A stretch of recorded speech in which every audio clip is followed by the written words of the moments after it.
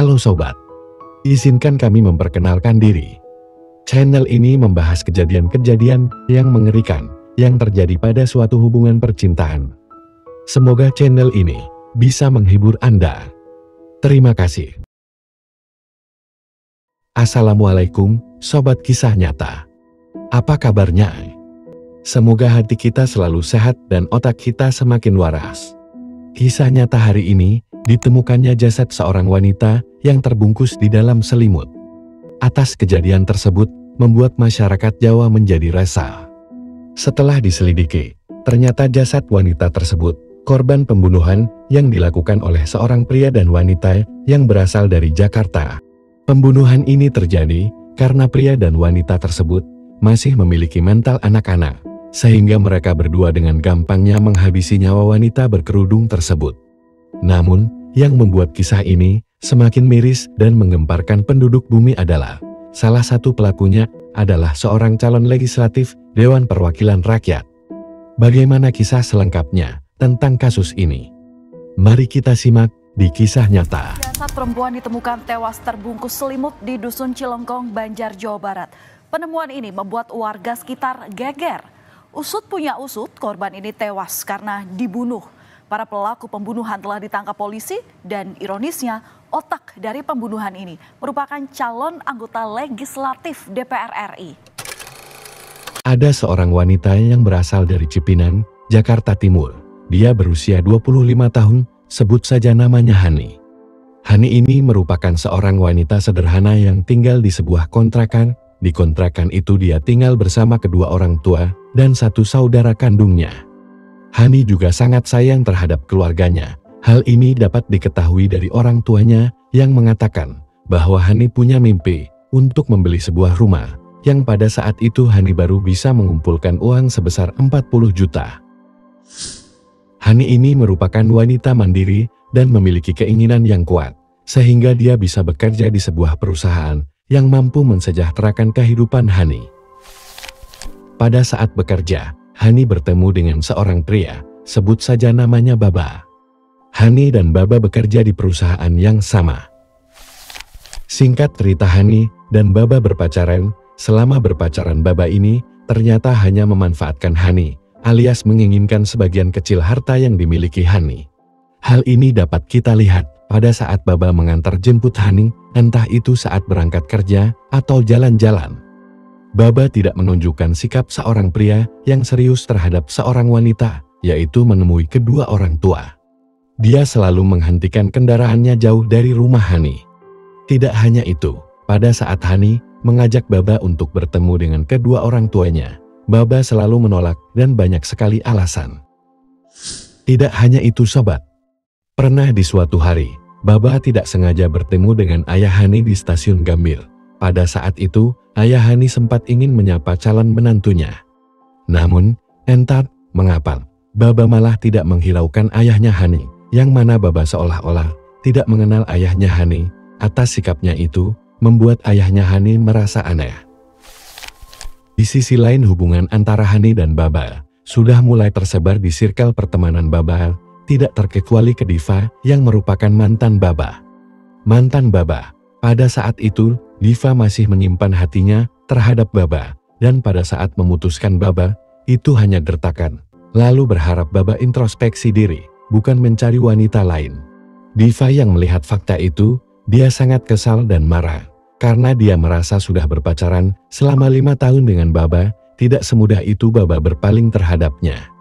Oh ya sobat, pada saat kasus ini terjadi, Diva merupakan calon legislatif Dewan Perwakilan Rakyat di suatu daerah tertentu. Walaupun begitu, hubungan Baba dan Hani terus berlangsung, hingga hubungan mereka berjalan selama 7 bulan. Selama itu juga Hani dan Baba sudah mengenal satu sama lain. Selang berjalannya waktu, mereka mulai merasakan ada sesuatu hal yang bertentangan, mulai dari sifat ataupun sikap di antara mereka. Baba mengaku selama berpacaran, bahwasanya Hani suka dugem. Pengakuan tersebut sangatlah berbanding terbalik dengan pernyataan ibunya Hani, yang menyatakan tuduhan itu tidak benar. Tuduhan Baba yang menyatakan bahwa Hani suka dugem, membuat hubungan mereka semakin hari semakin kacau. Namun Baba yang mengetahui buruknya Hani, Baba justru tidak melepaskan Hani. Entah Hani ini tidak mau dilepas, atau Baba sendiri yang tidak mau melepaskan orang yang bisa ia manfaatkan. Singkat cerita, hubungan Baba dan Hani semakin retak. Pada saat itu, Baba mencoba kembali menghubungi mantannya untuk mengajak Diva jadian kembali. Diva mendengar itu sangatlah senang, akan tetapi Baba harus memenuhi syaratnya terlebih dahulu agar Diva menerima Baba kembali. Syaratnya itu adalah Diva tidak ingin melihat Hani lagi. Bagaimanapun caranya, dia tidak ingin lihat Hani lagi. Baba yang masih cinta terhadap Diva lalu mengiyakan syarat tersebut. Kemudian Baba menghubungi temannya untuk menghabisi Hani. Pada saat itu mereka membuat kesepakatan yang mana bila temannya berhasil menghabisi Hani, Baba akan memberikan uang sebesar 50 juta. Dan sebenarnya Baba ini tidak mempunyai uang sebanyak itu. Akan tetapi dia berniat membayar temannya dengan merampas tas LV dan jam tangan Rolex milik Hani. Setelah terjadi kesepakatan di antara mereka berdua, selanjutnya mereka mulai merencanakan eksekusi dengan berdalih mengajak Hani jalan-jalan. Singkat cerita, beberapa hari kemudian, pada tanggal 20 Februari tahun 2024, sesuai skenario, Baba dan temannya menjemput Hani menggunakan sebuah mobil yang mereka sewa. Saat setelah menjemput, lalu mereka bertiga pergi menuju Sentul. Di sana mereka nongkrong dan ngobrol-ngobrol di sebuah kafe kawasan Sentul. Baba dan temannya mengajak Hani ngobrol sampai larut malam. Lalu pada saat itu, mereka memutuskan untuk pulang. Di saat pulang, Baba mengendarai mobil dan Hani duduk di samping Baba. Tiba-tiba Baba memberhentikan mobilnya di tengah perjalanan yang sangat sepi, tepatnya di sekitar Bukit Pelang, Desa Cijayanti, Babakan Madar. Pada saat itu, Baba berhenti dengan alasan buang air kecil. Lalu keluarlah Baba untuk buang air kecil. Tiba-tiba teman Baba yang duduk di belakang dengan cepat menjerat leher Hani menggunakan ikat pinggang. Seketika Hani teriak dan minta tolong. Namun apalah daya, semakin Hani bergerak, jeratan itu semakin kencang dan kuat. Alhasil Hani pun tewas. Setelah memastikan Hani benar-benar tidak bernyawa, teman Baba selanjutnya memberikan kode kepada Baba bahwa Hani telah meninggal dunia. Lalu dia pun membunyikan klakson sebanyak 3 kali kepada Baba. Lalu, Baba masuk ke mobil dan melihat kondisi Hani. Setelah memastikan Hani benar-benar meninggal dunia, mereka pun melanjutkan perjalanan menuju Jakarta dengan membawa jasad Hani. Pada saat itu, mereka menuju ke kosan Diva. Mereka mengajak Diva untuk kemudian bersama-sama membuang jasad Hani sebelum dibuang. Baba dan Diva mengambil harta Hani berupa barang jam tangan Rolex, tas Louis Vuitton, dan dompet. Pada malam itu, mereka bertiga merasa capek. Kemudian mereka memilih meninggalkan jasad Hani di dalam mobil. Di sisi lain, malam itu keluarga Hani sempat mencari Hani dengan menelpon Hani, namun tidak ada jawaban. Beberapa jam kemudian, pada tanggal 21 Februari tahun 2024, sekitar pukul 12.30, Baba, Diva dan teman Baba membawa jasad Hani ke Pangandaran melalui tol Cipali Cirebon. Di tengah perjalanan mobil mereka mogok. Tidak mau membuang waktu, mereka menghubungi bengkel terdekat. Singkat cerita, mobil mereka sudah diservis, hingga pada tanggal 23 Februari tahun 2024 dini hari, mereka melanjutkan perjalanan. Dan tibalah di Banjar, mereka mulai membuang jasad Hani di jurang, dekat Tugu Gajah, Kota Banjar, Jawa Barat. Sebelum dibuang ke jurang tersebut, mereka memutuskan untuk menyelimuti jasad Hani. Setelah aksi tersebut selesai, mereka bertiga pulang ke Jakarta tanpa ada satu orang pun yang melihat aksi mereka.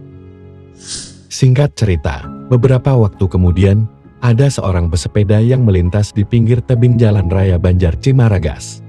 Dia tiba-tiba saja mencium bau busuk yang sangat tajam dan menyengat. Bau itu tidaklah wajar dan pesepeda itu penasaran. Kemudian dia mencoba untuk menepi. Setelah itu, dia mencari sumber bau busuk itu. Lalu dia melihat segumpalan selimut. Semakin didekati bau busuk itu, semakin menyengat. Setelah dibuka, betapa kagetnya, dia menemukan sesosok mayat seorang wanita. Lalu pesepeda itu berteriak minta tolong dan memberikan informasi kepada sopir angkot yang tengah melintas. Tidak berselang lama, sopir angkot tersebut meminta bantuan ke warga setempat. Dan para warga segera melaporkan penemuan jasad itu kepada pihak keamanan masyarakat, yaitu kepolisian.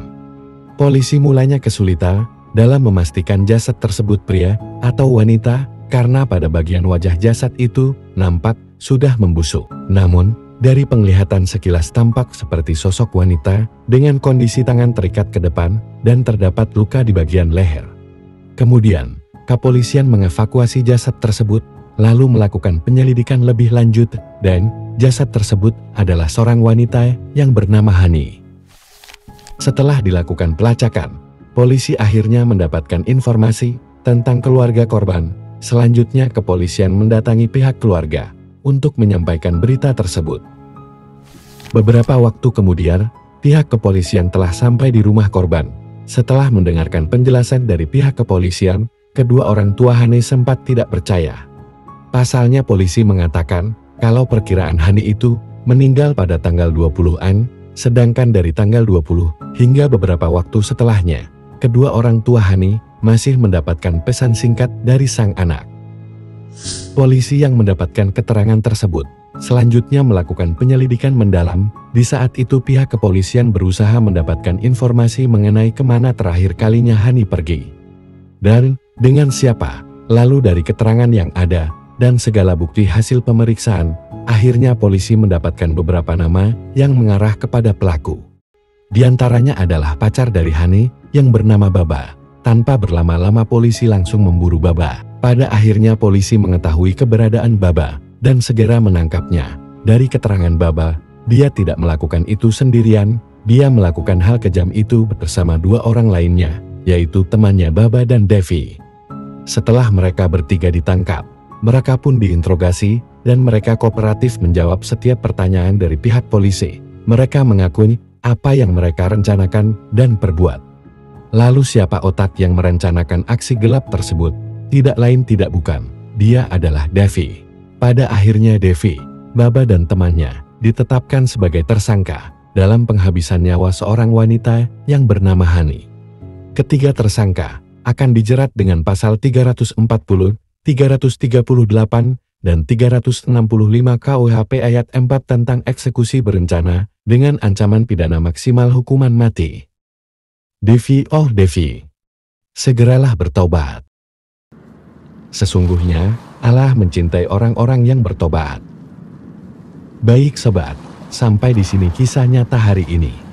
Bagikan cerita ini ke keluarga kalian agar mereka tahu juga bahwa kisah ini ada di kehidupan kita.